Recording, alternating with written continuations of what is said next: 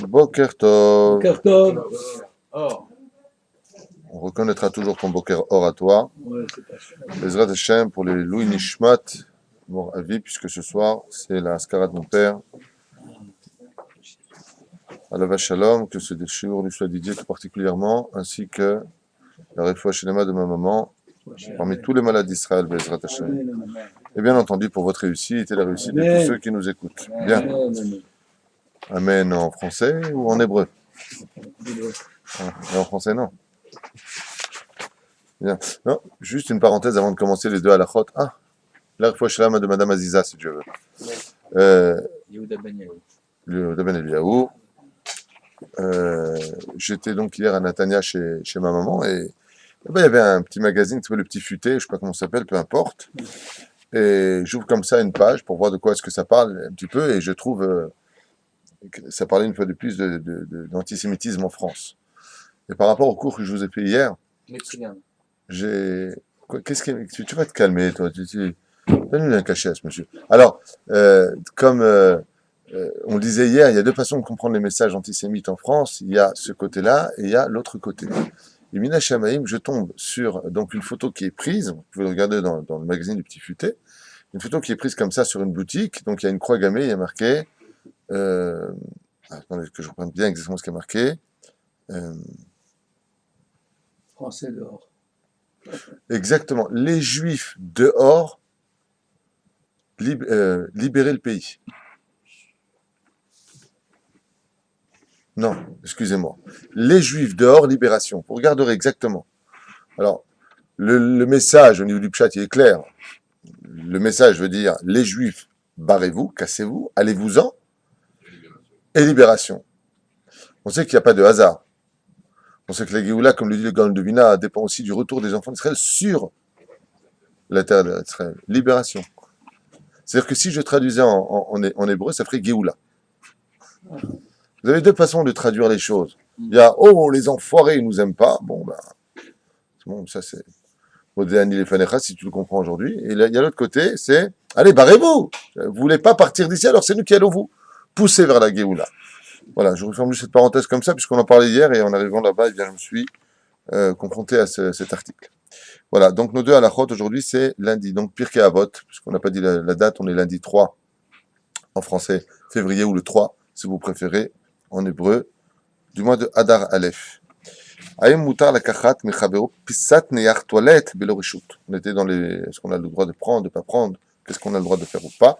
Est-ce que je pourrais prendre d'un ami, d'un copain, il a un papier de rouleau toilette, est-ce que je pourrais lui prendre un tout petit bout de papier toilette? La réponse est davar mu'at she'en darkam shel anashim lakpid alav mutar likecha beli reshut vedat chasidul dimana gam beze. Donc, il nous dit que tout ce que les gens n'ont pas l'habitude en général de dire ou de se plaindre, comme par exemple, t'as un rouleau de sopalin, le mec qui te prend un petit bout de sopalin, en général, t'es pas makpid sur ça. D'accord? T'es pas en train de lui dire, hey, tu m'as pris un petit carré de sopalin. S'il le dit, c'est qu'il est fatigué de l'esprit. Mais quoi qu'il advienne, midat rassidout, malgré tout, même si c'est permis al pi halacha, midat rassidout de lui demander tout de même. Voilà. Est-ce qu'on a le droit d'utiliser une prise pour brancher son téléphone dans une bête à Knesset? On vous dit tous non d'un coup comme ça? Sans éther. Adam il dit sans électricité, moutar. מותר להטעין פלאפון בדרך ארעי בתוך בית הכנסת, כיוון שלכל אחד מהתורמים לא מגיע נזק, כן? לא מגיע נזק של פירוטה, ומקום צורך כזה מזווה לציבור לעשות חסד עם אנשים, אולם אם נכנס לבית הכנסת. Ah, bien sûr. Donc il dit s'il n'y a pas de gazelle, de quoi on aurait pu dire que c'est un interdit? Premier niveau, c'est que la synagogue n'est pas là pour servir à autre chose que pour prier ou étudier la Torah d'Hachem, pas autre chose. Deuxièmement, il y a un autre issue, lequel? L'électricité, alors? D'accord. Ah, il a fait. Mais comme c'est prouvé qu'un téléphone ne va pas te prendre torquer des proutas de gazelle, ça veut dire que l'électricité qui va te prendre pour le brancher, il est moins qu'une prouta. C'est trop faible. Donc il n'y a même pas de gazelle. Oui, ce serait permis. Mais il y a un cas où c'est interdit. Lequel? Il y a un cas où si je prends mon portable et que je prends dans la synagogue, dans ce cas précis, ce serait interdit de le faire. Shabbat, il dit. Oh. Ah ben, Shabbat. Ouais. Tu ne veux pas partir à moins 20, tu m'as dit, toi? Tu ne veux pas avancer l'heure? Shabbat, Khalid. C'est le Rav, il permet pas. Ça, c'est sûr que si le Rav ferme pas, il ne peut pas le faire. Quelque chose qui va prendre que l'électricité, peut-être un ordinateur. Non, non, on parle d'un téléphone. Non, reste dans le téléphone. Ça va déranger. S'il sonne, hein? T'es sérieux quand tu parles? Il est branché. Bah, même s'il n'est pas branché, s'il dérange, il faut qu'il éteigne. D'ailleurs, j'en profite pour vous le dire ouvertement, faites très attention avant de rentrer dans les bêtes à Knesset de toujours éteindre vos portables. C'est insupportable. Non seulement c'est sourd, en plus c'est insupportable. En plus, ces musiques, si c'était du Bar Yochai, le mythe, ça va, mais mec, des Stevie Wonder, de Barry White, je sais pas qui, là, une synagogue, envie de danser après nous. Shabbat. Hein? Non. Bien fait! Ça, tu vas. Non, tu n'as pas dit. On avait dit qu'on pouvait pas juste rentrer sans brachot. Non, 4 témoins, non, t'as pas dit. On l'a dit hier, ça. Voilà. Tu l'as rendu déjà hier, toi. Bekitsour, si Alors- tu rentres dans une bête à Knesset uniquement pour brancher ton portable, va dire que c'est strictement interdit de faire une chose pareille. C'est orchidé. Comme tu es en train d'apprendre ta Torah, tu es en train d'étudier et tu veux brancher ton portable. Attends, va dire que c'est moutard. Dans ce cas-là, tu peux tout à fait brancher ton portable. Aval, mitzat sheni, tzarich levakesh reshut. Il faut demander, il faut nous l'avrichim ici qui étudie là toute la journée, il demande la permission de le faire. Lama, mishum, derech eretz. C'est une question de vol, il n'y a pas de vol. Parce qu'on a dit qu'il y a il n'y a pas d'électricité qui plie vraiment de cela.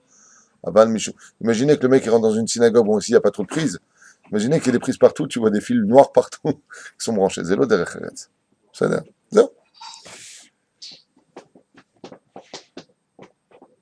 Je te pose une question d'actualité par rapport Juste encore.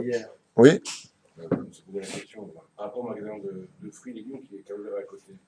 Est-ce qu'on peut ouvrir un magasin qui a la même activité côte à côte? J'ai pas compris. Est-ce qu'on peut ouvrir un magasin, par exemple, le magasin de fruits et légumes qui a ouvert là, Oui. il est à côté d'un autre magasin de fruits et légumes? On a le droit de faire ça? Alors, est-ce qu'on a le droit de faire concurrence parce que là, tu me parles le légumier, mais ça aurait pu être le primeur, donc ça pourrait être autre chose, on est bien d'accord. Peut-on ouvrir une boutique? La réponse est absolument pas, et la réponse est absolument oui. Pourquoi? Réponse très simple. Bamed varim amorim. La concurrence amène des clients. Donc, sur le domaine professionnel, quand tu ouvres une boutique de primeur, la meilleure chose qui puisse t'arriver, c'est que tu as un autre primeur à côté et encore un autre primeur à côté. Pourquoi? Parce que chacun va amener ses clients et les comparaisons vont se faire. Donc après, il y a une taharout. Donc la compétition amène la clientèle. Sur ce, comme Dieu fixe la parnassa, plus tu as de potentiel et plus tu peux vendre. Mais c'est Dieu qui fixe, puisque la Gemara nous dit, jamais un homme, par sa concurrence, pourra prendre l'argent de l'autre. Alors on pose la question, on dit, attends, tu me chéris ou quoi? Et un mec était là-bas, de l'autre côté, peu importe dans la ville, il avait son restaurant, il y a Ganaïr qui a ouvert ici, tous les clients de la ville sont partis là-bas. Alors tu vois bien que la concurrence peut ruiner un homme. C'est ce qu'on voit de nos yeux. Tu vas pas commencer à me raconter ta Emouna de Francisou. On lui répondra à celui-là, tu n'as rien compris. Lui devait fermer. Depuis Rosh Hashanah, c'est fixé que lui devait fermer. Et en contrepartie de cette fermeture, de façon naturelle, pour que ça puisse fermer, Dieu a fait en sorte que ça ouvre, que cette clientèle passe là-bas, Bessachakol. La preuve en est, quand tu vas à Rehov Yerushalayim, Ben Yehuda, tu as des restaurants les uns sur les autres, et tout le temps tu en as un autre qui ouvre. Ouais, et alors, ils sont pas fermés les autres. Noumaïn Afkamina. Donc tu vois bien que c'est pas la compétition. La compétition, tu parles à des gens qui ont l'habitude de faire du business. Par exemple, prenons le cas de notre ami ici présent, Baruch Abba, d'accord? Le mec, il ouvre en pleine rue, agence immobilière. Il s'est mis où? Dans un quartier où il n'y en a pas un seul. C'est certain que ce mec ne sait pas travailler. Par contre, s'il veut s'installer, par exemple, à Tel Aviv, il va ouvrir une agence immobilière, il veut être à côté de Cli, anglo-saxon, l'autre, et l'un, et l'autre. Pourquoi tu veux être là-bas? Parce que c'est là-bas que ça se passe. Le mec, il veut ouvrir un chantier, il va ouvrir sa boutique de gros. Où? À l'extrême opposé de la ville, dans le sud de Tel Aviv. Non, ça se passe à Kolbo Shalom, c'est le Ezor, Rov Yafo. C'est là-bas que ça se passe. Donc tu vois bien qu'on recherche la compétition pour pouvoir s'installer. Alors ça, c'est pour la réponse que absolument. Mais pour finir, au début, j'ai dit quoi? Absolument pas. Dans quel cas c'est interdit? Si le primeur qui s'est installé est un Talmid Chacham, tu n'as pas le droit de venir ouvrir en face de lui. Mishum Gvoda Torah. Parce que si c'est un Talmid Chacham, dans ce cas-là précis, les Chachamim, Choshishim, ils ont un doute en disant que c'est Talmid Chacham, c'est vraiment quelqu'un qui est l'Irat Shamayim, tu peux être certain qu'il est Marzik Yeshivot. Dans son cas, à lui, c'est plus un caillou, ça devient un diamant. Donc il y a des cas où oui, il y a des cas où non. Dans le cas précis, si la personne est un Talmid Chacham reconnu, il faut aller le voir, lui dire, voilà, ça vous dérange pas, j'aimerais ouvrir une boutique à côté de vous. Un Rav, on parle d'un vrai Talmid Chacham, on parle de quelqu'un qui étudie la Torah. On parle d'un vrai Talmid Chacham, il y a Doua, comme le Chafetz Chaim, qui avait sa macolette. Il avait sa macolette, son épicerie. D'accord? Dans le cas du Chafetz Chaim, tu peux venir ouvrir en face de lui une épicerie, comme a fait Gehazi avec comment il s'appelle, non? Elisha, Alav Shalom. Gehazi, il a ouvert une yeshiva en face de Elisha. Plus il y a Torah, mieux c'est. Tu le mec, tu fais de la concurrence dans ta yeshiva. Ah bah, pourquoi il a ouvert? Pour lui prendre ses élèves. Zéassour. La reine, ça dépend. Si la personne est un Talmid Chacham Muvhak, c'est un vrai rabbin, c'est quelqu'un qui étudie la Torah, qui m'a fait Torah Barabbim, là où il est, tu le laisses. Tu te mets un peu plus loin, Mishum Gvod Torah. Mais si ce n'est pas le cas, quelqu'un qui étudie la Torah, qui prie Shacharit, Mincha, Yarvit, tu veux ouvrir Adraba de Adraba. Plus il y en a, mieux c'est. Comme je vous avais raconté cette histoire, qui est un peu de moussard avant de commencer nos Pirkei Avot, quoique c'est aussi du moussard aujourd'hui, puisque aujourd'hui c'est Pirkei Avot, comme on l'a dit tout à l'heure, de ce client qui venait de Kuşta, en Turquie. Un client à l'époque où j'avais mes boutiques de prêt-à-porter qui sont devenues le prêt-à-laisser avec l'Antifada. Bon, la vriote.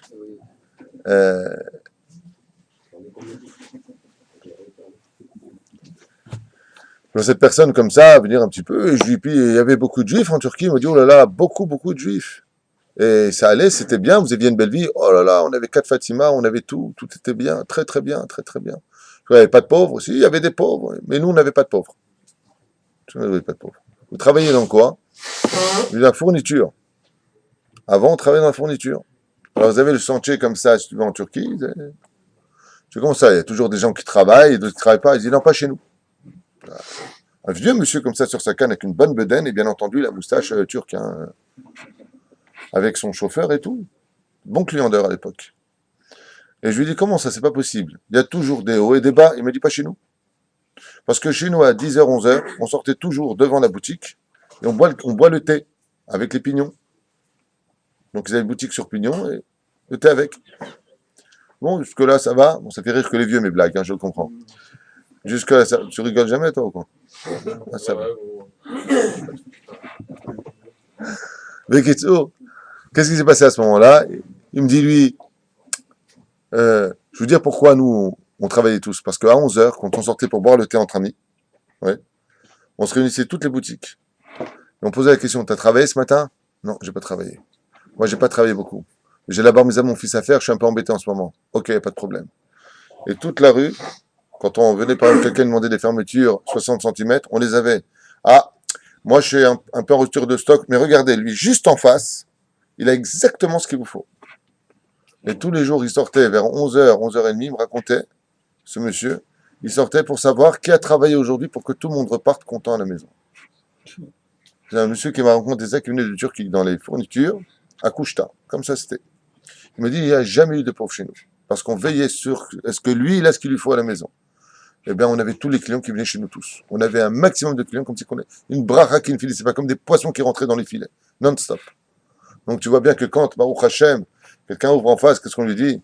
C'est pas le mec qui ouvre la boutique en face. Alors vous allez faire quoi? Des meubles. Ah, comme nous! D'Italie, comme nous! Bonne chance!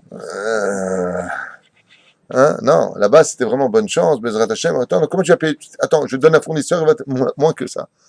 C'est celui qui a vraiment la Emouna, ça, Bezrat Hashem. Je finis avec 2 halachot pour aujourd'hui. Bezrat Hashem. Aïm mutar la kov bator. Oh là là! C'est une grande question. A-t-on le droit de passer devant quand il y a la queue? Tu sais, il y a la queue. Est-ce que j'ai le droit de passer devant une personne? Toi, tu dis Gezel Zman. Asur la akov betor mipine she'okev gozel et zmanam. Absolument. Celui qui double une personne dans la queue est appelé voleur. Que ce soit en voiture ou que ce soit à la poste ou à la banque ou peu importe. Asur. זון של אחרים, וכן אסור לעקוף מכוניות שמחכות לתנועה בכביש. De la même façon, tu n'as pas le droit de doubler, de t'arranger, sous prétexte que toi tu es plus pressé, que donc tu forces comme ça le passage pour t'imposer chez les autres, assour la saute d'avoir chez Kazé. Ça va être très très dur pour moi. Non, parce que les gens sont trop longs. Non, les gens sont très longs des fois, et t'es là et t'as envie de doubler. Hein, assour? Non, parce qu'on ne pas, c'est ça. Moi, on va dire que lui. Non, attention, si tu dois doubler une personne, tu la doubles. Il y a des bouchons, quoi. Si entendait un moment, je crois. Non, mais non. Par exemple, ils veulent rentrer au parking. Il y a un parking, d'accord? Il y a 10 voitures qui attendent. Toi, qu'est-ce que tu fais? Tu les doubles jusqu'à la 9e, tu mets ton clignotant et tu commences déjà. Pourquoi? Parce que comme le mec qui est devant, il a une Mercedes, c'est sûr que lui va freiner, il va avoir très peur. Donc toi, tu avec ta voiture de Colombo, maximum il trône dedans, il te fait les travaux. Mais lui, par contre, sa petite voiture toute neuve Volvo, elle coûte très très cher. Donc le moindre pète, il va freiner comme ça, et toi, tu passes. Assour, ze gezel, zman. Tu viens de voler du temps à une personne qui a attendu sagement à sa place. Il y en a qui disent, il y en a qui rajoutent que de doubler une personne, c'est de l'orgueil gamour. Les rabbinim les plus grands de ce monde, jamais ils prenaient la place de quiconque. Ils attendaient à leur place. Et quand ils étaient reconnus, on leur disait Gvodara, ou Rabbi Ouda, Tzadka. Une fois, il attendait à la poste son tour. Et il y a des gens dans l'accueil qui l'ont reconnu. C'était le grand rabbin de la yeshiva de Porat Yosef. Zecher Tzaddik Kadosh Yibaracha.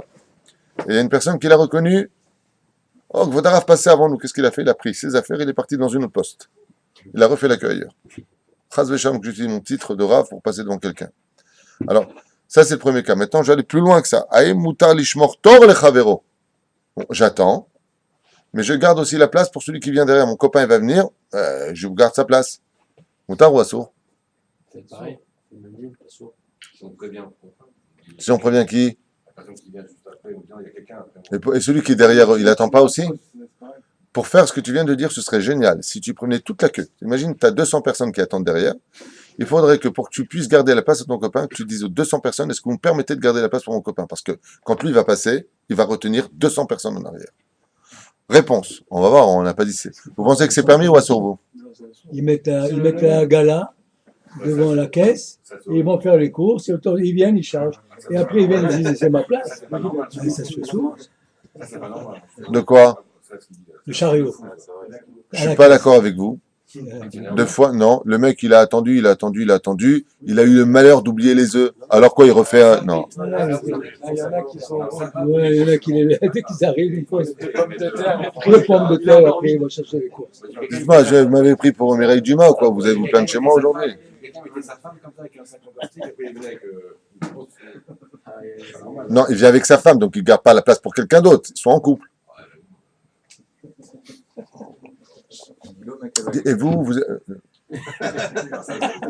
Et vous êtes tous tzadikim, jamais vous avez fait ça, jamais vous avez doublé, vous êtes tous tzadikim.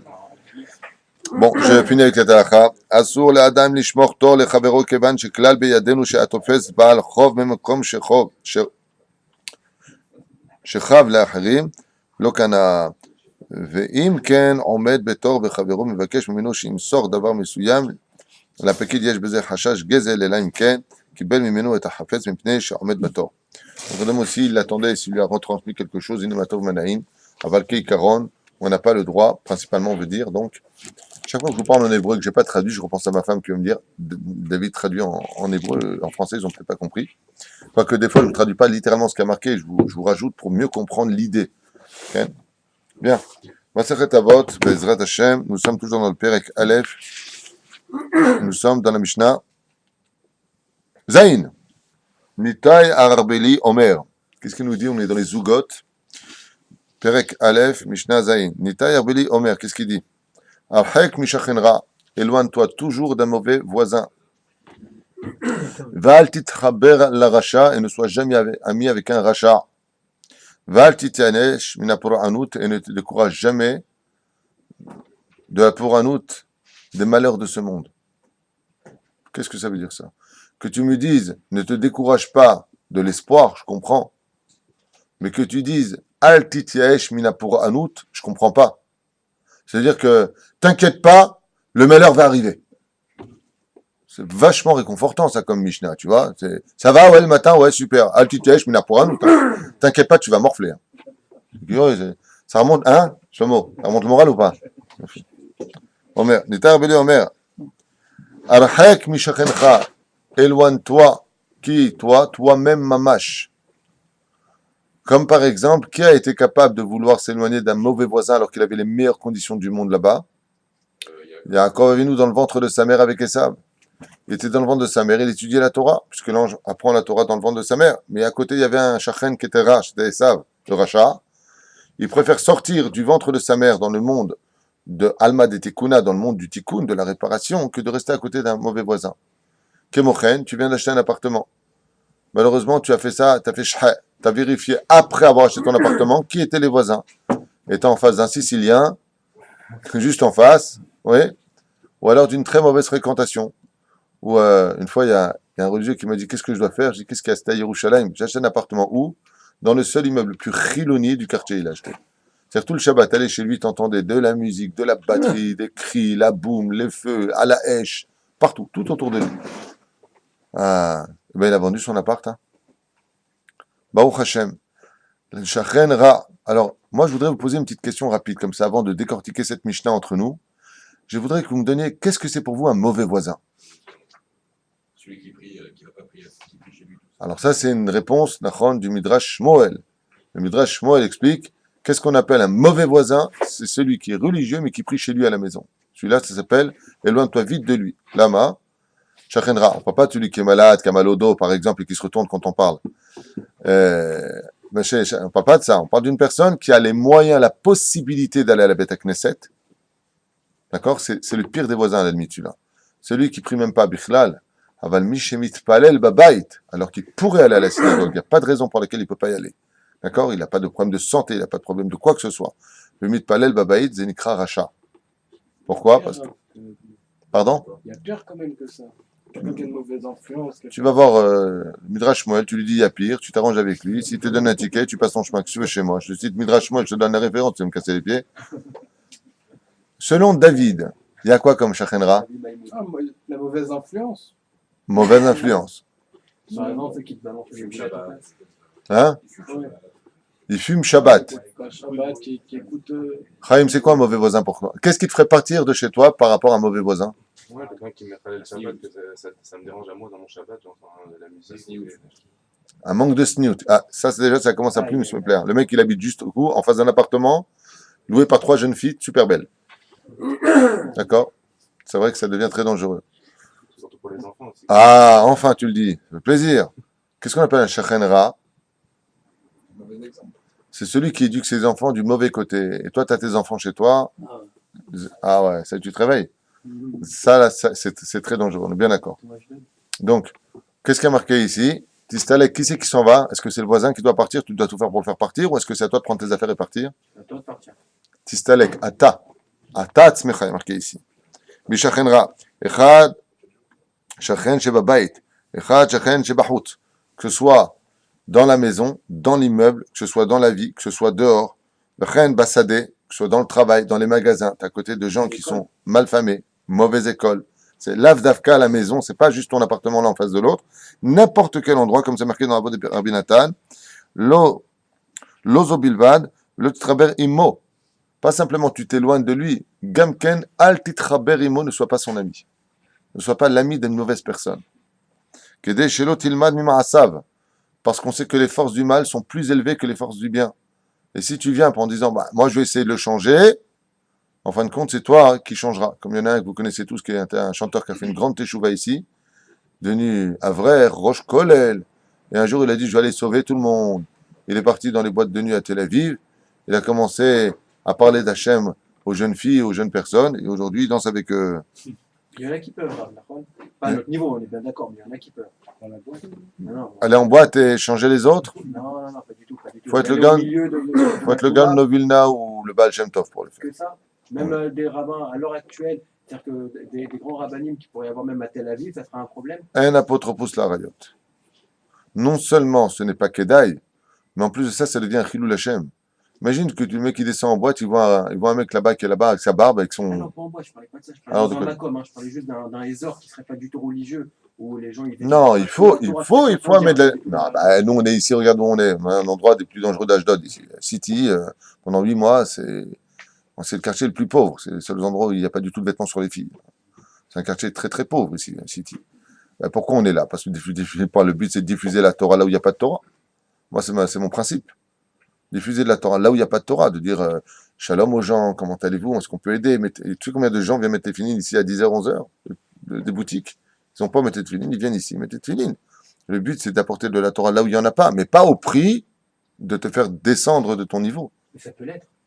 Alors, si ça peut l'être, on ferme, on va ailleurs. Ça dépend du niveau de chacun. Ça dépend du niveau de chacun. Tu fais question-réponse aujourd'hui ou quoi? Et là, oh, il a rachavé le shcheno. Et une des raisons, écoutez bien, comme c'est marqué dans Negaim, Yud Bet Amoud. Dans Negaim, Yud Bet Amoud Aleph, Kanire. Il n'y a pas de Maseret Negaim qui se raconte lui. Top, le Il y a marqué là-bas, oh, il est racha, ve oh, il est shcheno, beza achidouche. Pourquoi tu dois absolument t'éloigner d'un mauvais voisin? Je veux dire maintenant, lui vit chez lui, moi je vis chez moi, je lui parle pas, on se voit jamais, on rentre pas aux mêmes horaires. D'accord? Est-ce que dans ce cas-là, je dois m'éloigner de lui ou pas? Pourquoi? Oh, il est rachat, et oh, il est shreno. C'est que quand l'ange de la destruction, il vient pour frapper, et je vous donne un exemple de la Torah, vous savez de qui je parle, de Korach, Becholadato. Korach était un rachat quand Dieu il a envoyé Armilus, quand il a envoyé Armilus à Racha, Ken? Non, Armilus c'est pour Mashiach ben David de Yosef. Comment il s'appelle? J'ai oublié son nom. Dans Parashat de Noach, c'est marqué là-bas. Quand l'ange de destruction il descend pour frapper, ouais. Ou lo yodea le'avdil ben tzadik le Racha. Il ne fait pas la différence entre un tzadik et un Racha. Les mains d'Avardome, à quoi ça ressemble? C'est comme si que là il y a un tzadik, là il y a un Racha. Je prends une grenade et je la jette sur le Racha. Qui explose? Les deux. Pourquoi? Parce qu'il était juste à côté. C'est-à-dire que c'était pas le tzaddik qui était visé, c'est le rachat. Le Zohar nous dit, les anges de destruction ne feront pas la différence. La preuve en est, il a fallu que pour Sodome et Gomorrhe, Abraham dise, mais Aïm Tispet tzaddikim rachat, si tu envoies l'ange frapper, il fait pas la distinction entre pourquoi il fallait faire sortir l'autre. L'autre aurait pu rester là-bas. Et l'ange, il aurait frappé que les réchaïm et pas les tzaddikim. Les anges, quand ils sortent, ils font pas la différence. C'est pour cela qu'il a fait faire un signe en Égypte, on a mis du sang sur le fronteau. Pourquoi? Pour que bien montrer la différence. Là, c'est des juifs, là, c'est pas des juifs. Donc, on voit que, oh, il est rachat vers le chemin. Même si tu dis maintenant, on se voit jamais, on rentre pas aux mêmes horaires, fais très attention, parce que quand vous pouvez envoyer là-bas quelque chose, parce que tu es son voisin, tu peux être touché. Donc, éloigne-toi. Comme ce fut le cas de Korah et Choladato, qui ont été engloutis, Alzenemar, oh, il est rachat, malheur au rachat. Oh, il est shreno, et malheur à son voisin, le pauvre, il était juste à côté. La reine Tistalek, mais non. C'est pour ça que dans le monde Haridi, je fais cette parenthèse importante pour nous. Pourquoi est-ce qu'ils se font des quartiers religieux fermés? Arrête, c'est pas du tout l'idéologie. On est un peuple. Tzadikim, Benonim, Verechaim. On est un peuple. Même les Rechaim ont leur place dans l'histoire d'Israël. Encore des fois plus que des Benonim.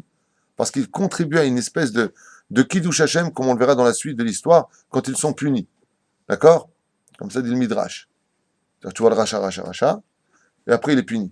Donc tu vois la main d'Hachem. Donc tu vois que grâce au rachat, il peut y avoir aussi un Kiddush Hashem. D'accord? Mais vous avez compris pourquoi maintenant, eux, ils s'enferment pour que leurs voisins soient des tzadikim. Je suis le voisin d'un tzadik. Lui, il étudie la Torah, il fait Shabbat, il fait les brachot. Donc ils s'enferment là-bas.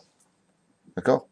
C'est une façon discutable, mais pas détestable. D'accord? Pour l'éducation, c'est mieux des fois.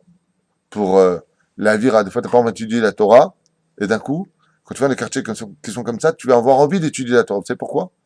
Bah, quand tu rentres dans une parfumerie, même si tu n'as pas une parfum, tu sors comment? Tu sens bon ou tu sens mauvais? Bon. Mais tu n'as pas mis de parfum. Pourquoi? Ça s'imprègne. Parce que ça s'imprègne, l'atmosphère des parfums que chacun met, c'est imprégné d'une bonne odeur. Donc quand tu sors, ouais, eh ben, tu sens le parfum. Quand tu vas dans un quartier où on étudie la Torah, on se dit shalom, où il y a de la simcha, même si tu es un homme hargneux, pourri, nerveux, tu ressors, tu sens bon. Ça veut dire que, j'avais déjà fait une fois un Shabbat à Bnei Brak, vous avez déjà vu comment c'est Bnei Brak là-bas? Tu n'as pas fait une fois Shabbat à Bnei Brak? Magnifique, magnifique. 2h du matin, 3h du matin. D'abord, ils sont des milliers à sortir avec des poussettes d'enfants. Shabbat Shalom, Good Shabbat, Shabbat Shalom, de toutes les tendances confondues. Toutes les fenêtres sont ouvertes et t'entends des chants de Shabbat les uns après les autres. Ashkenaz, Sfarad, toutes les tendances. Mais le plus extraordinaire, c'est quand tu te promènes. J'ai fait plusieurs Shabbats là-bas, chez le Rav Eliaou. À l'époque, on ne sait pas s'il est encore vivant, et j'étais choqué de voir des enfants étudier la Gemara sur les bancs, à Bnei Brak. À 11h, minuit, après on allait au Tish. Là-bas, t'as le Rabbi qui est avec ses zouaves, comme on dit, ses Talmidim. Ils sont tous en train de chanter sur des étages comme ça, je ne sais pas combien ils sont à l'intérieur. Un truc de fou. C'est-à-dire que même tu veux pas étudier la Torah, tu es obligé d'étudier parce qu'il n'y a pas un son qui vient pas avec de la Torah dans tes oreilles. C'est extraordinaire. Faites un Shabbat là-bas, vous devenez Gemara. Hein. Vous connaissez Rachid, Tosfot et tout le reste. Hein. Ça y est, c'est bon. Pourquoi? Parce que ça pullule de Torah. Quand vous allez dans le quartier où il y a la Simcha, tu vois les enfants qui jouent, le problème de voiture, c'est fermé. Attention les petits, il y a une voiture qui arrive. C'est fermé. C'est Shabbat, tu ressens le Shabbat Kodesh. Oui? Tandis que pour l'instant, nous, quand on est ici, sans faire de kitroug, quand tu veux passer au feu rouge, t'attends que ce soit vert. Sinon, le petit bonhomme, hein, bien sûr. Sinon, tu te fais écraser. Oui, comme tout le monde. Pourquoi? Parce que les voitures, elles roulent pendant Shabbat. Grâce à Dieu, à Ashdod, la vérité, c'est une ville très... Ouais, franchement, ici, on ressent vraiment la massorette. Il y a vraiment... C'est une ville vraiment... Bravo. Une ville essentiellement marocaine, hein, comme la terre. Et on ressent vraiment la Gdoucha. Vraiment. Tu vois, les gens qui circulent en voiture, sur 10, t'en as au moins 7, c'est des Russes. C'est pas de chez nous. Il y en a peut-être un peu de chez nous. Mais tu vois la différence. Parce que quand ils arrivent au feu rouge, ils font Shabbat Shalom. Toi, tu passes. Tu passes, et ils sont en voiture, ils te regardent, ils font Shabbat Shalom. Non, ils s'arrêtent. Après, pendant le Shabbat, les gens ils s'arrêtent, ça m'en fout. Quand on veut passer, ils s'arrêtent. Alors justement, tu fais comme moi. Il ne peut pas freiner pour toi. La voiture qui roule pendant Shabbat ne peut pas freiner quand toi tu passes. Ah ouais. Alors, et le pire, c'est qu'il s'arrête et il te regarde. Oui, oui. Et toi, tu le regardes. Et tu lui fais... Alors, il te fait... T'attends pour passer, je te laisse passer, tu peux pas passer. Il connaît pas la loi. Alors, tu fais comme moi. Quand une voiture arrive et qu'on arrive au même moment, je fais semblant de regarder ma montre et je me retourne, je donne le dos. Le mec, il passe direct. Il va pas passer à reculons, quand même. Oui. Voilà, c'est ce que je fais. Hein? Des fois, il me klaxonne et tout, limite, il sort de la voiture, il me dit allez-y. Par contre, Allez-y. il t'écrase, hein. Enfin, c'est difficile. Non, mais toi, quand on te voit, tu fais baba, tu fais... On parle des gens normaux comme nous, des petits comme nous. Toi, quand on te voit, même moi, je m'arrête. Bien. Oh, il est rachat vers les shreno. Donc, la man trilistalek. Pourquoi je dois me voir? Comme une fois, Abraham Avinu alav shalom, il est venu visiter un de ses enfants. J'ai nommé Ishmaël. Il a eu combien d'enfants, Abraham Avinu alav shalom? 9 enfants. En tout. Il a eu Ishmaël, il a eu Yitzhak, il a eu Bakol, sa fille, et il a eu, dans le 25e chapitre, premier et deuxième verset de Bereshit, 6 enfants de Ketura, soit 9 en tout. Abraham Avinu alav shalom, un jour il est parti voir Ishmaël pour voir s'il a fait tchouva ou pas, comme il se comportait comme un arabe ou pas. Il est parti le voir. Et il est parti voir comment il allait. Et quand il a tapé, comme nous raconte le Midrash, à la porte, il y avait sa femme qui était là-bas. Abraham, il était comme ça sur son âne. Et est-ce que Ishmaël est là? Non, il n'est pas là, venez plus tard. Elle était en train de nettoyer le sol de sa maison, un petit peu balayer, pardon, le sol de sa maison. Et Abraham, il a regardé et il lui a dit, alors vous direz à Ishmaël qu'il ferait bien de changer le sol de sa maison. Elle lui dit, d'accord. Et vous êtes qui, vous? Vous direz qu'un vieux est passé et qui lui a dit qu'il devrait changer le sol de sa maison. Quand Ishmaël est rentré à la maison, sa femme lui dit, en fait, je voulais te dire, il y a un vieux qui est venu sur un âne et il m'a dit de te dire que tu devrais changer le sol de ta maison. Il a pris sa femme par le collet, il l'a jeté dehors. Il dégage. Ça veut dire quoi? Abraham il lui a dit, la femme que tu as épousée est une mauvaise femme. Pourquoi? Elle voit un vieux sur un âne, elle ne lui donne pas à boire, pas un verre d'eau, rien. Sous le soleil. Il n'y a pas de chesed en elle. Ishmaël, à ce moment-là, vu qu'il a fait tchouva, il a dit de changer le sol de la maison, c'est la femme. C'est une allusion à la femme. Les portes aussi. Bon, les vitres aussi. Hein. Un balkik. Ah ouais, plaisir. La reine, Bezrat Hashem, il a changé de femme. La reine, Tistalek Mishachenra. Si tu es avec une femme, bien entendu, tout ce que je vais dire maintenant, c'est soit avis, bien entendu, rabbinique. Et si tu as une femme qui refuse d'aller au mikvé, je ne veux pas aller au mikvé. Ce que je vais dire maintenant, c'est bien entendu devant un rave compétent. Mais si une femme refuse d'aller au mikvé, j'ai eu un cas à Yerushalayim avec une personne qui était devenue un ami à un moment. Il est venu me voir, il m'a dit, ouais, je peux te parler un instant, ça fait 2 ans que je dors dans le salon, ma femme ne veut pas aller au mikvé, donc on ne se touche pas depuis 2 ans. Je dis, bah, divorce. Il me dit, attends, tu me dis comme le Rav Ovadia Yosef et le Rav, je sais pas, Eliashiv, il est parti voir. Je dis, alors tu veux me voir moi? Ils t'ont dit divorce. À le Rav Reuven Elbaz. Un cas pareil, elle ne veut pas. Elle ne veut pas. Je dis, ouais. Bon, Hashem, Zachal Shidour, Traten Charidit, Imshat Tova, ça s'appelle un mauvais voisin. Alors bien entendu que Dieu l'a dit, efface mon nom pour le Shalom Bayit, mais pense à ta vie. Pourquoi? Parce que si, Chas v'Shalom, tu touches ta femme et qu'elle est nida et qu'elle refuse d'aller au mikvé, bien entendu, ce que je dis, je le répète encore, il faut aller voir un rave compétent, lui poser la question pour voir, comme il crée les gouffos, que chaque cas est un cas qui se juge pour lui-même. C'est pas, tu vas pas au mikvé, je divorce. Chas v'Shalom. C'est pas ce que je suis en train de dire. Mais c'est presque ce que je suis en train de dire avec un avis, médical, j'allais dire. Tu veux que je te dise, Mina Shamaim, c'est bien sorti. Il faut un avis médical, car les rabbins sont les docteurs de l'âme. On avance. Bal titraber la racha, filou la Torah. Mazé bal titraber la racha. Imaginez qu'il y a un homme qui soit racha. D'accord? Est-ce que ça te viendra à l'esprit de lui dire à ton fils, par exemple, ne sois pas son ami? C'est évident que tu ne voudras pas qu'il soit ton ami. Alors, quel est le chidouche de ce qui est marqué ici? Le chidouche. D'accord? Imagine que ton fils, il fréquente un voyou. Attends, tu sais ce qu'il y a marqué dans ma Masechet Avot? Ouais, fréquente pas le mécréant, le voyou. Ouais, merci bien, j'avais besoin de toi, tiens, créé nom d'idiot. Alors ça veut dire quoi ce qu'il y a marqué ici? Et là, le chidouche, c'est où il est? Afilou la Torah. Je vais aller étudier avec lui. C'est de ça que ça parle. C'est évident que tu ne laisseras jamais, toi-même, tu ne vas jamais fréquenter une mauvaise personne.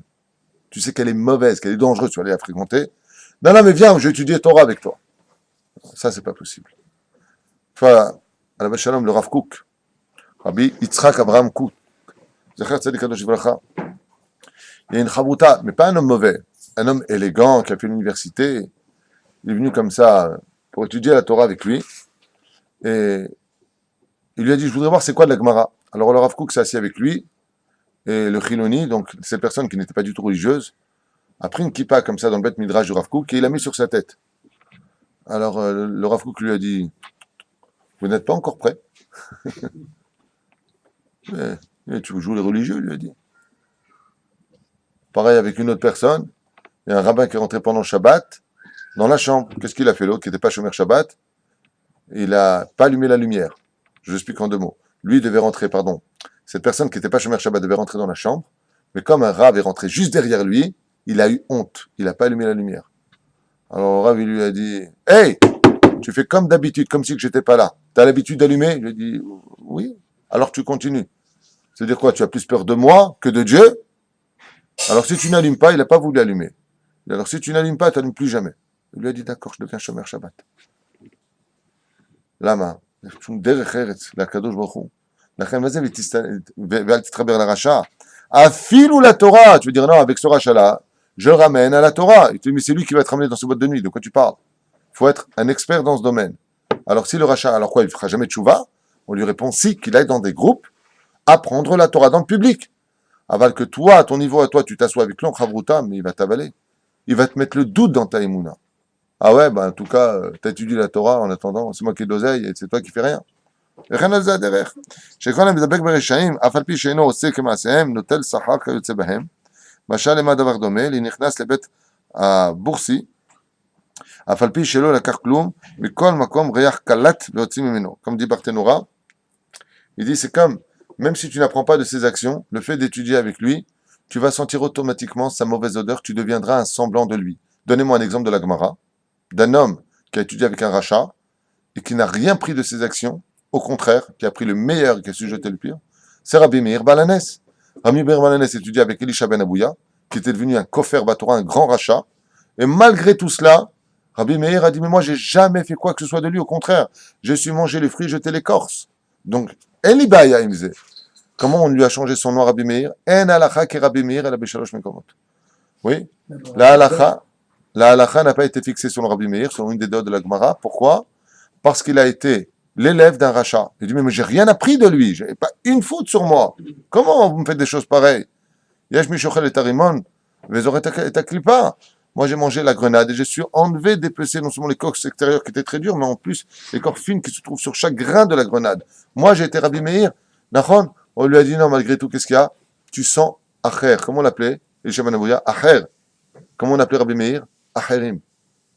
On lui a donné un surnom qui venait du nom du rachat. Et pourtant, elle n'avait rien fait. C'est ce qui a marqué ici. Quand quelqu'un rentre dans une tannerie, là où on teint les peaux, ça sent très mauvais. Quand il ressort de là-bas, il y a marqué ici, tous ses vêtements sentent mauvais. Mais j'ai rien fait, j'ai même pas touché une tannerie, j'ai même pas donné un coup de peinture, rien. Aval baba, t'es rentré là-bas, tu sens mauvais. Al titraber la rachat. Va titiaesh minaporanout. Et on arrive enfin à la fin. Et ne te décourage pas de la tannée qui va venir. Qu'est-ce que ça veut dire ça? Il y a beaucoup de gens qui ne comprennent pas pourquoi eux, ils sont shomer mitzvot. Ils donnent de la tzedaka. Ils étudient la Torah. Ils respectent leur épouse. Et ils font, et leur vie, elle est efface. Leur vie, elle est par terre. Et quand ils regardent en face, l'autre, qui est avec une Goya, dans sa décapotable pendant Shabbat, qui va direction Elat, qui manque de rien, tout ce qui touche, c'est de l'or, il dit là, je comprends plus rien. Vient le verset de cette Mishnah, nous dit Al tityaesh minapura anut. Ne te décourage pas du malheur qui va s'abattre sur lui. Ça veut dire ne prends pas. Pourquoi? Parce que ça peut être quelque chose qui déstabilise la émouna d'un homme. Il dit je comprends pas. Regarde celui-là, il a tout à ses pieds, tout ce qui touche, partout où il va, on lui donne du chaos. Il fait rien, il mange même pas cachère, rien. Il se met la lame, il se rase ici, rien. Et moi j'ai tout donné. Ba Mishnah vomeret. Al tityaesh minapura anut. Attends la fin. Dans un film, on peut voir une personne. Ouais, moi, les revolvers, je fais. À la fin, il est triplé de balles, le mec. Le Madavardomé, à quoi ça ressemble, disent les Chachamim. Ils disent, quand tu vois un homme, un jour, quelqu'un comme ça, il est passé, il a vu un homme qui mangeait. Il mangeait en prison. Il avait un serveur à droite, un serveur à gauche, une table magnifique, une nappe blanche. Et il mangeait des langoustes, il mangeait du caviar, il mangeait des huîtres. C'est un non-juif, Ken. Il mangeait. Le mec, par la fenêtre, il a dit, oh punaise, attends, je comprends pas, celui-là, c'est un meurtrier, il est hyper connu, et voilà ce qu'il kiffe à l'intérieur. Alors son copain lui dit, regarde sur la droite. Il regarde sur la droite, il voit la guillotine. Il lui dit, c'est sa dernière volonté. Akadosh Baruch Hu, avant de donner un coup, il donne la dernière volonté. Matarot Seod. Tu veux ça? Prends. Qu'est-ce que tu as? Tu as fait un jour de la tzedaka. Tu veux ça? Prends. Aval, après, qu'est-ce qui arrive? Comme un sac poubelle. Regardez tous les cracks. Quand vous avez, enfin, je sais pas si vous avez étudié ça, mais un jour, j'ai feuilleté un petit peu sur Las Vegas. Comment s'est créé Las Vegas? Alors, tu vois, les gens, et moi, les millions, ils ramassaient. Tout le désert du Nevada, c'est un cimetière. Ils ont été pas tués et enterrés. Il y en a pour certains qui ont été carrément enterrés vivants. C'était le casino. L'île d'Ama Casino, Vélo Casino. Il y en a plein qui ont été enterrés vivants. Plein qui ont été fracassés. Plein de gens qui ont disparu. Et quand ils venaient avec leur Cadillac, ils venaient avec leur voiture de Rolls-Royce, ils venaient. Hein? Qu'est-ce que tu voyais là-bas? Des gens qui faisaient la prostitution, qui faisaient la drogue. Tout celui qui lève la main, qui met sa main là-dedans, finira là-dedans. Il n'y a pas d'exception à la règle. Celui qui touche à ce genre de choses, non seulement il finira là-dedans, mais quand il se réincarnera, dit le Ari Akadosh, il reviendra dans la position dans laquelle lui, il a mis les autres. Des fois, tu vois une jeune fille, la pauvre, qui a été enlevée d'un endroit, et elle va être vendue à la prostitution, et si elle ne fait pas le quota qu'elle doit avoir, cette jeune fille de 15 ans, elle est battue. Tu as envie de dire, mais Dieu, t'es où? La réponse est, tu sais, cette fille de 15 ans qui subit ce qu'elle a, tu sais pourquoi elle est là? Parce que dans le Gilgul d'avant, c'est elle qui avait fait ça à une autre. On verra dans la Mishnah de Hillel Azaken, qui un jour passa devant un crâne qui gissait dans l'eau, et qui a dit, c'est parce que tu as noyé que tu es mort noyé. Cette Mishnah vient nous enseigner que tout ce que tu vois à tes yeux d'injuste, c'est parce que celui qui le subit l'a fait à l'autre. Tu viens payer exactement ce que tu as subi, mais le pire, c'est que si par exemple dans le Gilgul d'avant, tu as donné exactement 382 coups et demi, quand tu reviens dans ce monde, tu reprendras 322 coups et demi, précise pas un coup de plus. Tout est précis. Hein? Il n'y a pas les intérêts. Il n'y a pas d'intérêt chez Dieu. Ce que je viens de vous dire. Regarde ce rachat, tout ce qu'il fait réussit. car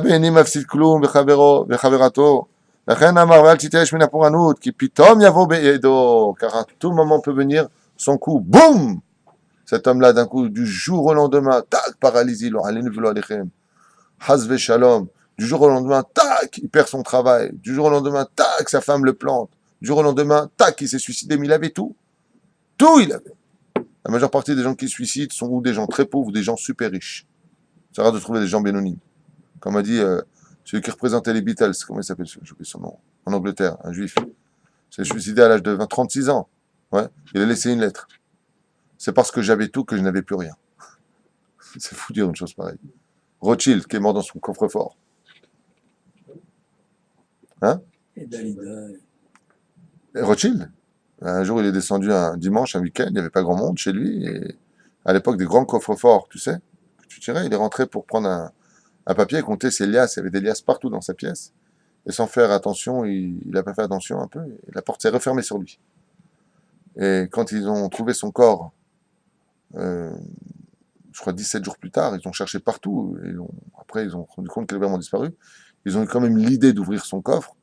Et ils l'ont trouvé, bien entendu, en décomposition dans son coffre mort, juste avec une feuille. Comme il n'avait pas d'encre avec lui, il a pris son sang, il a écrit « C'est mon argent qui m'aura tué de faim. C'est véridique. » Ah, c'est véridique. C'est pas pris, hein, c'est pas de... Non, c'est pas une légende. C'est véridique. Pas Edmond de Rothschild, juste avant. Il est mort dans son coffre, c'est très connu comme histoire. Il est mort de soif et de faim, entouré de millions de dollars. Des millions et des millions de dollars. Hein? Zayn. Mais Abed ou Habrim Imo, comme c'est marqué là-bas. Les marchim, Altiach Mornout, Shimata Ashir. Ah, Mazé Baltitash Monapouranout. Et là, ça vient nous donner un petit peu des frissons dans le dos. Le mec, il est devenu riche. Il est riche, il a eu l'héritage, il est riche, il est riche, il est riche. Et donc, quand on est riche, on a les mollets qui gonflent. Et moi, et moi, et moi. Vient la Mishnah dit, hop, hop, hop, hop, hop, hop, hop. La roue tourne, fais attention. Reste humble. Ne lève pas la tête parce que monsieur est devenu riche, qu'il a sa villa, sa Porsche en bas et qu'il est devenu riche. N'oublie pas, attention. La richesse, c'est comme une échelle. Le dernier barreau qui est en haut peut passer en bas en 1 seconde. Il suffit de tourner l'échelle. Fais attention. Al titiaesh minaporanu takadosh baruchu. Si tu ne mérites pas ce que tu as, tu peux en 2 secondes. Il y a un pays qui est numéro 1 au monde sur ça. Plus que toute l'Europe, plus qu'Israël, plus que partout. J'ai nommé les États-Unis. J'ai jamais vu un pays pareil. En un clin d'œil, tu peux devenir milliardaire. Et ce milliardaire, en un clin d'œil, peut devenir clochard. J'ai jamais vu ça. C'est quelque chose d'incroyable aux États-Unis. Mais c'est plus rapide que tous les autres pays. לפי שהפורענות עלולה לבוא, ולכן תהיה כל שעה מפחד, וכן הוא אומר, comme c'est marqué là-bas dans Michelet, Ashra Adam mefached tamid, comme c'est marqué, l'homme qui a toujours peur, de quoi il a toujours peur, qui ne se croit jamais à l'abri en disant moi et moi et moi et moi. Même s'il doit faire avoir misère de son fils et que c'est un archi-multimilliardaire, il doit dire à son fils, Ezrat Hashem, que Dieu me permet de te faire une jolie bar mitzvah. Ne dis pas, ah, mon fils, moi je vais te faire. Qui t'a dit que tu vas vivre demain? Qui t'a dit que tu auras encore ton argent demain? Qui t'a dit ça? Qui t'a pas dit, la Satan, que d'un coup tu as les impôts qui vont te tomber sur la tête, qui vont te rappeler des choses que même pas tu pensais? Fais attention, tu dois prier tous les jours de ta vie, remercier Hachem pour tous les jours de ta vie. Car Dieu renouvelle tous les jours la vie de l'homme, et son mazal est renouvelé, sa parnassa est renouvelée, et que surtout qu'il sache, que ce soit dans les finances, dans son éducation, dans son couple, et dans sa famille, que rien n'est jamais acquis, encore moins sa santé. Combien de gens, j'ai un copain, malheureusement qui est parti de ce monde. Je parle de ça, de cette histoire très très très longtemps. Je me prends pas en exemple, mais je cite des choses que j'ai vécues pour vous dire que c'est encore vraiment vivant, tari, comme l'étude de la Torah. Un monsieur qui s'appelait Moshe, il était Kablan, à Yerushalayim, à la Shalom. Il a eu mal un peu à l'estomac, un peu mal. On a commencé à un peu cracher du sang. Il a dit, bon, je vais quand même aller chez le médecin. Ils lui ont dit maximum 3 mois, monsieur. Cancer du foie, ça s'est généralisé, uniquement resté pour, il n'y a plus rien à faire. 3 mois plus tard, il était sous terre. Et alors que quand il pouvait te lever une masse, 2 doigts, il te levait la masse. Il m'avait même demandé une fois, il y avait un conteneur qui venait d'arriver. Il me dit, tu connais, pour avoir le conteneur, pour mettre ses outils, tu peux lui dire peut-être qu'il veut me le vendre ou... Qu'est-ce que tu es en train de parler de vente alors que tu as attendu pour le jugement? Tu sais pas ce qui t'attend. Demande Toda Rabba Hashem. Traverse la route, tu sais pas si tu gardes ton pied ou pas. Okay? T'as l'œil d'amaillé. T'as l'œil d'amaillé. Ken im ba'alecha ra'a, al tityash lepi shayeshua krova. Et il y a marqué, al tityash min haporanut, et on finira sur une belle parole aujourd'hui. Ne te décourage pas du malheur qui est sur toi. Pourquoi? Parce que la roue tourne aussi dans le bon sens. Les fiches à Yeshua krova lavo. Parce que Yeshua Tachem ke erefain. Parce que tu peux passer du jour au lendemain d'un esclave oublié dans les plus profonds cachots de l'Égypte et devenir le roi du monde en un seul instant. Comme ce fut le cas de Yosef Hatzadik. En un instant, celui qui était pauvre peut devenir riche. En un instant, Akadosh Baruch Hu peut tout changer dans la vie d'un homme. Tout. V'chen ou omer, hen lo ketzara yad Hashem hamoshia. Car la main d'Hashem n'est jamais courte pour sauver un homme. Même comme le dit la Gemara d'ailleurs, même si le couteau est sous ta gorge et que tout est fini, oui, Al tityaesh minaporanut, ne te décourage pas, ne t'inquiète pas de ce malheur dans lequel tu es, car rien et absolument rien dans ce monde peut se traduire par un échec si tu es vraiment Ma'amin Bachem. Si vraiment tu es Ma'amin de tout ton cœur, que tu mets vraiment ta confiance en Dieu, Akadosh Baruch Hu te dit où que tu sois et quoi que tu sois, je ferai de toi ce que j'ai désiré, car Dieu n'a pas la main courte. Comme on dit, il a le bras long. Il fait ce qu'il veut, il organise comme il veut, et très souvent, comme on l'a vu avec Aman, quand il a préparé la potence pour Mordechai, pour qui préparait réellement la potence? Pour lui-même. Ah bah, il ne savait pas. Et Mordechai, qui était complètement perdu, ouais, condamné, Nigmar Sipour, tous les Juifs étaient déjà répertoriés, comme pendant la Deuxième Guerre mondiale, pour l'extermination finale. Bah, sauf ce sont eux qui ont tué tous ceux qui voulaient les tuer. La reine Akadosh Baruch Hu mesovev et amazal shel adam matai shu yirtze. Alors, si d'un côté tu es dans l'opulence et tu te crois et moi, on lui dit, tu sais, fais attention, al tityaesh minaporanut. C'est pas parce que tu as des boutiques qui travaillent que tu es à l'abri financier. Tu sais pas du tout ce qu'il peut y avoir demain. Pourquoi? Pour que tu restes toujours un bon garçon. Donne de la tzedaka. Et après, tu dis à Dieu, regarde Hachem, pourquoi tu veux me prendre cette fortune?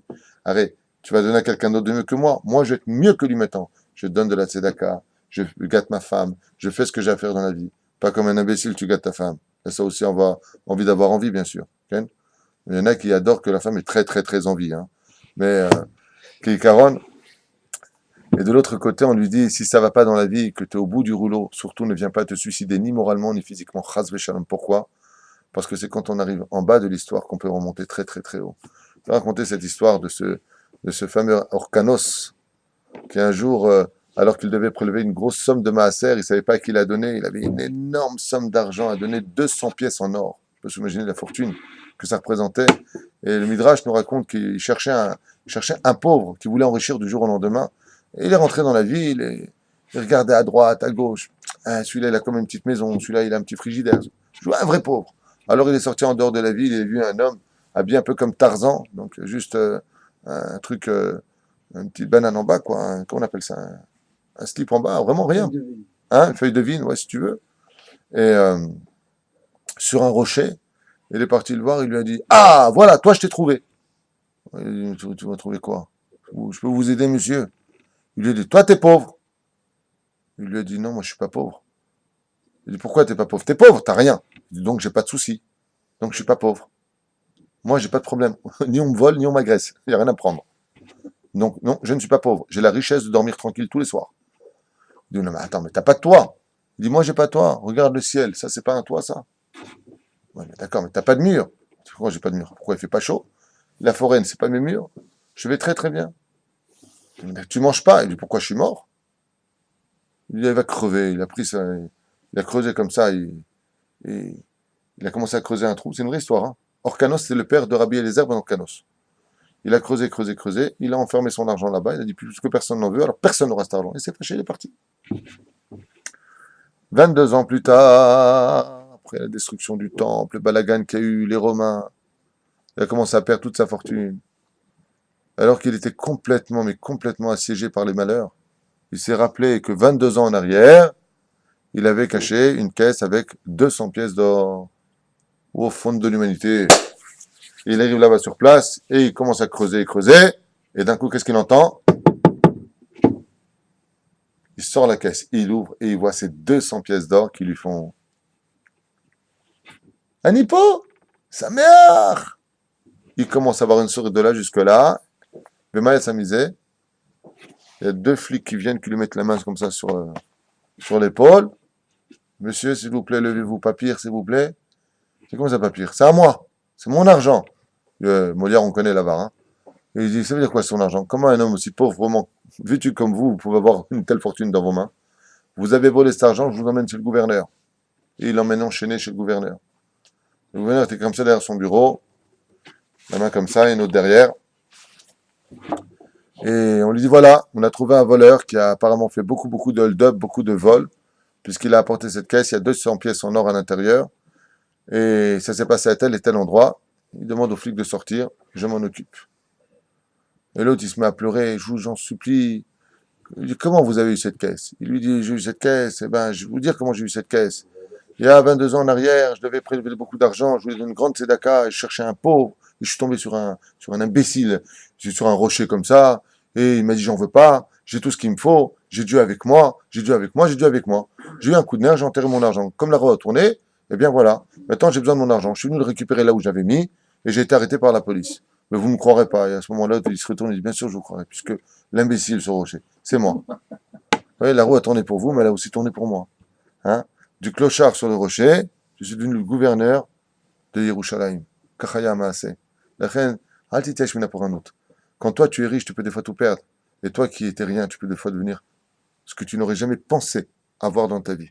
Juste, si tu es riche, fais attention de mériter ce que tu as. Quelle Et était c'est- la faute? Excusez-moi. La faute de Orcanus. אני לא יודע, זה לא מובא שם. תיקון, גלגול, אני לא יודע. Peut-être qu'il n'a pas prélevé assez de maaser. Peut-être qu'il a regretté une fois ses mitzvot.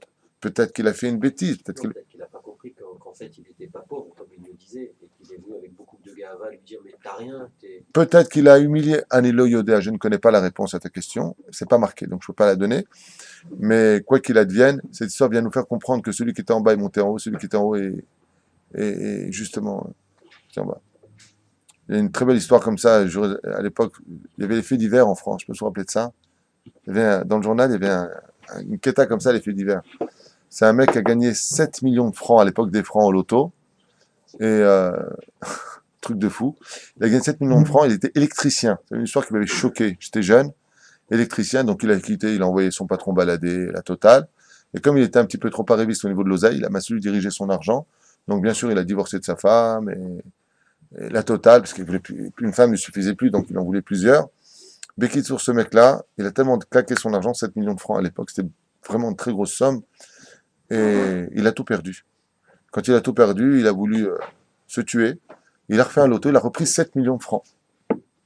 Il a récupéré sa femme, cette fois-là, il est remonté. L'Oda, la vie est très spéciale. Ce que je peux dire, c'est que si vraiment, vraiment tu es Ma'amine et tu comptes vraiment que sur Hachem, même vis-à-vis des médecins qui te disent là pour 3 mois, pour 4 mois, tu dis non, Ani Ma'amine, Rak B'Hachem, c'est lui qui donne la vie, et je suis certain que Dieu va nous aider. Tu fais ce qu'il faut. Akadosh Baruch Hu Be'ezrat Hachem, ne laisse jamais le peuple d'Israël, parce qu'il n'y a pas de désespoir dans le peuple d'Israël, Baruch Hachem. Al tityaesh min ha'pora anut, Be'ezrat Hachem, ne te décourage jamais de la Yeshua. Kol Tov. Exact.